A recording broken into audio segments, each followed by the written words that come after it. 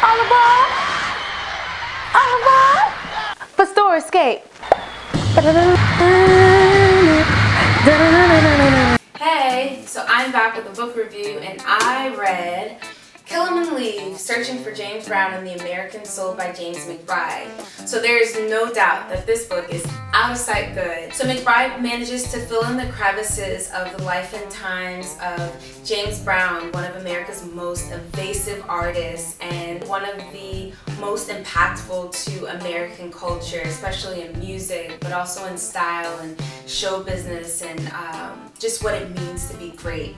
So James McBride goes on a trip into the South, and he just meets with all of these people that were influential in James Brown's life. His manager, his best friend growing up, the wife of his best friend, his mentee, Reverend Al Sharpton. And through all of their anecdotes, we kind of get a greater sense of who James Brown was. And you can never fully understand James Brown because he wanted it to be that way. He was very evasive in his personal life, but he wanted to live his fullest life, and he wanted to put his best foot forward all the time, and he was always doing that. Whenever he would have a show, he wouldn't stay around to just hang and let people, ask him a million questions. Just kill him and leave. No time to have you lurking. So this is as much about James Brown as it is about all of the other musicians who helped to shape and create soul music and tie up any of its loose ends. And I think that's my favorite part of this, because as you're searching for James Brown through this entire narrative, you're meeting all of these musicians that never actually got their proper credit. So McBride does such a stellar job of exploring America's history of divisiveness and just what that does to the most vulnerable citizens of our society, to the people who've reached certain levels of success. And I think using James Brown's story to get this point across was so genius, because that's what made James Brown so complicated. And it wasn't so much that his rise to fame made him this crazy person, but there was this sense of who he was, this kid from South Carolina.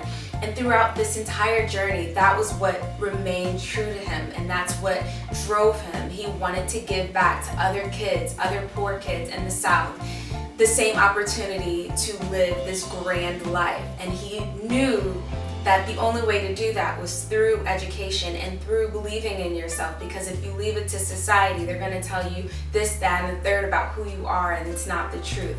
That was the heart of this story that I think, and I hope so many people will pick this up and understand that, rather than the salacious nature of James Brown, this entertainer that was on drugs and abusing women and worked his band to the ground, because there was so much more underneath it, and that in no way justifies that behavior. And this book is so much about how music continues to save America and how it's saving America through the musicians that are creating our sounds, but they continue to bear the brunt of our culture, socially and personally and emotionally and mentally, and looking at it through the lens of James Brown is like, oh. So if you're looking for a story that'll give you the gut-wrenching American truth through literary melody, then you should pick up this book, because it'll do just that. As always, thank you so much for watching, and I'll talk to you later. Bye.